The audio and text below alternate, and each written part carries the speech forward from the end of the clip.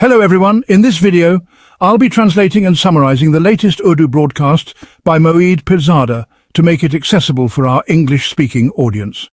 Let's go through the key developments and insights in Moeed Pirzada's words. Here in the US, it is almost night, but just a moment ago in Hindustan and Pakistan, where for the last 2.5 centuries a continuous dark night has been ongoing, apparently the morning is about to break now. Right now, before me, there are many developments happening in Pakistan and around the world. Because my main development focus isn't this, but just as I'm moving along, let me mention that in Nepal, Mujahideen between the generation and the army have reached an agreement. As a result, and upon the demand of Mujahideen generation, Nepal's first female Chief Justice will now become Nepal's Prime Minister. This is a very interesting matter because it's a mechanism similar to Bangladesh's, where similarly student protesters demanded the army to bring in Dr. Muhammad Yunus, who is now the chief advisor there, and it is said that the real power behind the government there is still Bangladesh's army. Now, from Nepal's side, there is very interesting discussion happening on Indian social media where people can't believe that such a big change has happened, that Nepal, a Hindu nation, has come back close to India. And in this debate, many people suspect that this change was brought by the American intelligence agency CIA because such capability, removing people, providing media support, completely overthrowing the system within 48 hours, is being discussed on Indian social media, and it's believed it could be CIA, not Indian intelligence. But there is also a minority viewpoint that whatever has happened in Nepal was done by India itself because Ajit Doval had said that India always punched below its weight, but the time has come to punch according to its weight. So some say that this has been done by Indian intelligence RAW, which has been active since 2022 when Prime Minister Oli assumed power. Anyway, that issue is settled on one side. One is that Imran Khan's sons, Qasim and Suleiman, with the help of a legal team which I believe was organized by Zulfi Bukhari, have taken 2 separate petitions to the United Nations Special Rapporteur for Human Rights Against Torture. Also, Bushra Bibi's sister, Mariam Batu, along with them, took the petition to the UN. I will share the details with you at the same time. This petition talks about what is going on inside Pakistan, what is happening with the justice system. The Chief Justice of Islamabad High Court, Sardar Sarfraz Dogar, has gotten himself into a bigger mess than his capacity, and as a result, he is currently in significant trouble. I will share the details with you. Along with this, we should keep in mind that there is a very similar development happening. You will be surprised why I call it similar, because inside America, the suspect in the Charlie Kirk killing case has been arrested. Why am I connecting these two things? I will explain. Samina Pasha, a prominent Pakistani journalist who had her job taken away and her salary stopped, now has her bank accounts frozen by the justice system represented by Justice Dogar. I will explain why I mention this. The United Nations General Assembly passed a very important resolution called the New York Declaration on Friday, in which 142 countries voted in favour, 10 against, and 12 countries were absent.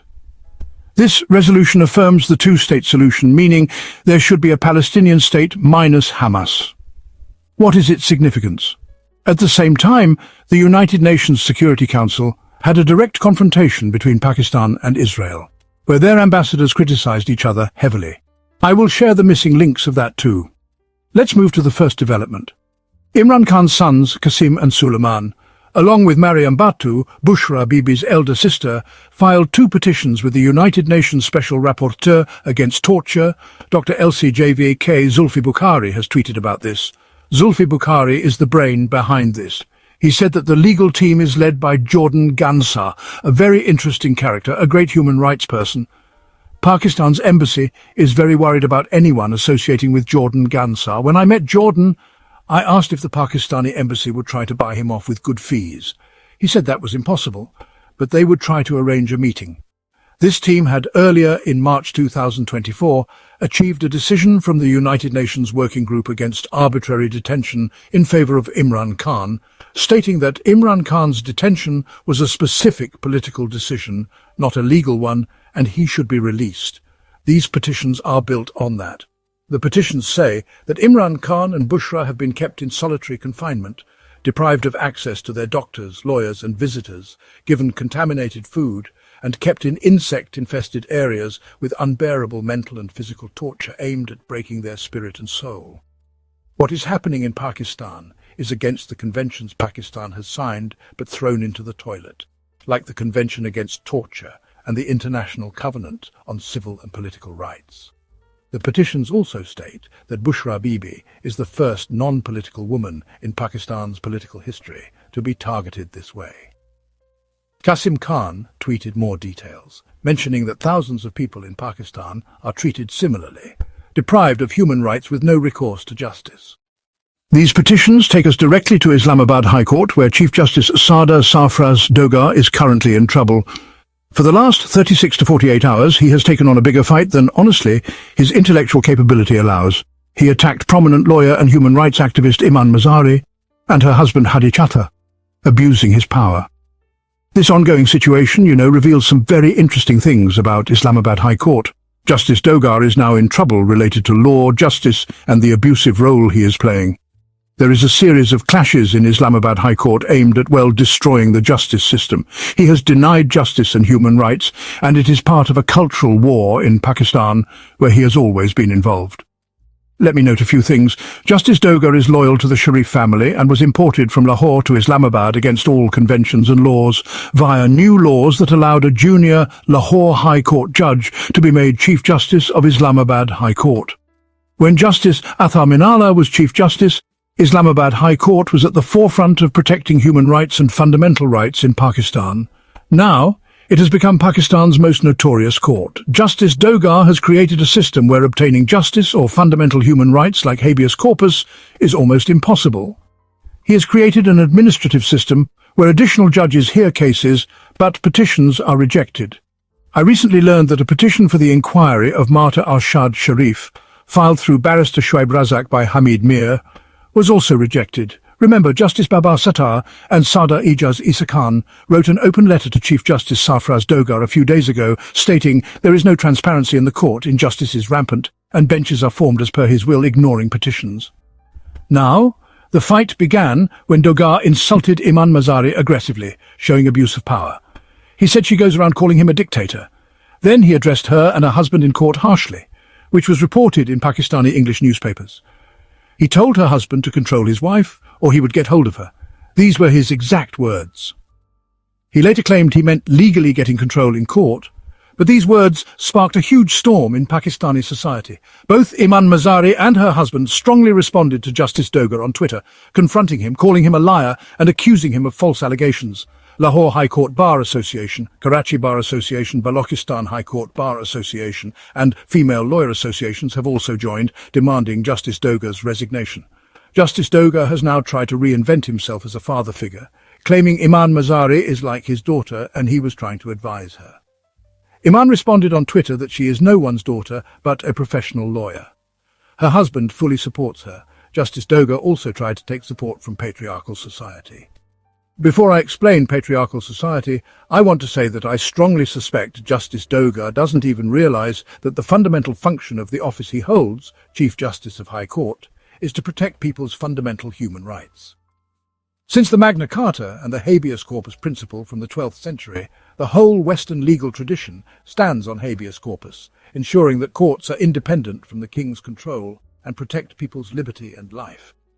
The current case is of Maharang Balok's habeas corpus, who has been missing since March. His case, and the case to remove him from the exit control list, is being taken by Imran Khan and Imaan Mazari here. I strongly doubt Justice Dogar knows what habeas corpus means, because of how he has conducted himself in Islamabad High Court. He seems unaware of the fundamental purpose of a judge and high courts, which is to protect basic human rights and fundamental rights. Justice Dogar told Imaan Mazari that she should also stay within the bounds of respect for him. He created a new argument that since Imaan talks about fundamental rights, the court which doesn't give fundamental rights to others is now asking fundamental rights from Imaan. Pakistani courts have become a 50-50 mix, but the patriarchal society they represent is emerging. When Justice Dogar calls Imaan Mazari like a daughter, what is patriarchal society? It is not easy to translate. In Urdu, literal translation means a paternal or male-dominated system, but this does not fully explain it. It is a term in sociology, political science, and human history. A 22-year-old man who killed Charlie Kirk was arrested in Maine within 48 hours. It's another matter that it seems his own family, his father or relatives, turned him into the police and the FBI. Anyway, he has been arrested, And as America's leader, Donald Trump says, more or less this is it. I'm quite sure this is the person. Not 100%. But he is the principal suspect. His name is Tyler Robinson. First of all, we all should raise our hands and thank Allah that Tyler Robinson turned out not to be a Muslim. Tyler Robinson does not have a Muslim girlfriend. None of Tyler Robinson's teachers or professors are Muslim. Tyler Robinson had not travelled in the last 3 months to Pakistan, Iraq, Syria, Turkey, or anywhere like that. He has not gone on any such visits. And even in his childhood, Tyler Robinson did not have any Muslim friends. Likewise, we should thank Allah that Tyler Robinson was not an immigrant. He did not come from India. Tyler Robinson did not come from Latin America. Tyler Robinson is quintessentially a white Christian American, and his exact motive is not clearly known to us. But at least otherwise, if anything had been the case, God forbid, you would have seen what kind of statements would have been made in America against immigrants, and they had started making such statements. But now they are frozen, stuck. It seems this is a crime related to America's culture war, a terrifying crime. Similarly, if you look at Charlie Kirk's wife and children, see their whole life, he was a strongly opinionated person. But this is America's culture war, where on one side there are religious Christians and Christ, and on the other side are Antichrist and liberals. And among the Antichrist and liberals, there are homosexuals, lesbians, transgender people, and different kinds of liberals. It looks like this matter will settle there because we don't know the exact motive. But the speculation is that Charlie Kirk had a very strong position for religion and also a strong stance against homosexuals and lesbians, and obviously was in favour of conservatives. A few days or weeks before Charlie Kirk's murder, he had visited Japan and South Korea. He did such tours often in America and elsewhere. There he lectured South Koreans and Japanese to get married quickly, because marriage is the solution to all problems, have children excessively, and your birth rate is low. So these are the circumstances. And inside America, there is a culture war going on. And it is very important for all of us to keep an eye on this culture war inside America. We can only ignore this culture war at our own peril. If we do not understand this culture war, we will be harmed greatly. Whoever understands this, it is for their own good. Whoever doesn't understand, it is also for their own good. Now, moving on to New York.